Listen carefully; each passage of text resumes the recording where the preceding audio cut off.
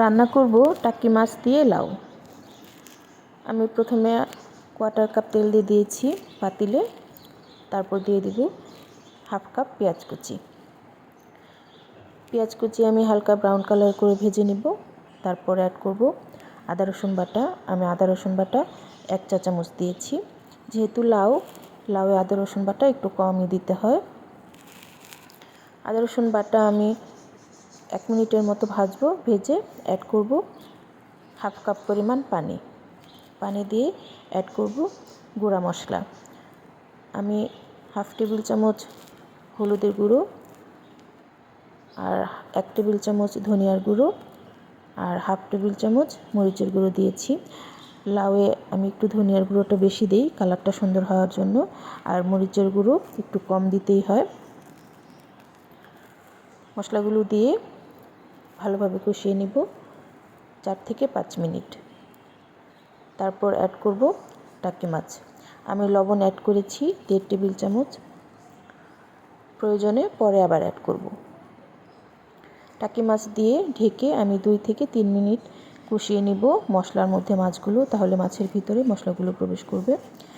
তারপর অ্যাড করব লাউগুলো আমি আগে থেকেই কেটে রেখেছিলাম, আর কাটার আগেই আমি লাউ ধুয়ে নিয়েছি। লাউ কাটার পর আমি আর ধুই না। লাউগুলো দিয়ে আমি ঢেকে দিব। প্রথমে নেড়ে নিব একটু, তারপর ঢেকে দিব। ঢেকে দিয়ে ভালোভাবে নরম হওয়া পর্যন্ত অপেক্ষা করব।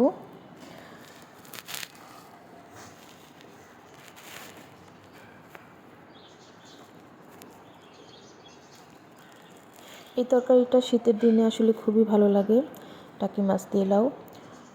আমার মাকে দেখতাম শীতের দিনে রাতের বেলা টাকি মাছ দিয়ে লাউ রান্না করে রাখতো, আর আমরা সকালবেলা রুটি অথবা গরম ভাত দিয়ে ঠান্ডা তরকারি খেতাম। প্রায় 12 থেকে 15 মিনিট রান্না করেছি, তারপর আমার লাউয়ের অবস্থা হয়েছে। এই পর্যায়ে অ্যাড করব কাঁচামরিচ দিয়ে আমি আরও 3 থেকে 5 মিনিট রান্না করব। অলমোস্ট আমার লাউ হয়ে গিয়েছে। এবার অ্যাড করব ধনিয়া পাতা দিয়ে একটু নেড়ে আমি চুলা অফ করে দিব।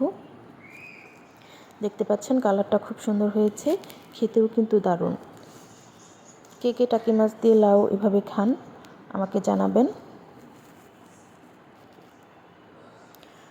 গরম গরম ভাত দিয়েও ভালো লাগে, আবার এই তরকারিটা ঠান্ডা হলে রুটি অথবা গরম ভাত বা ঠান্ডা ভাত যেটা দিয়ে খাবেন খুবই টেস্টি।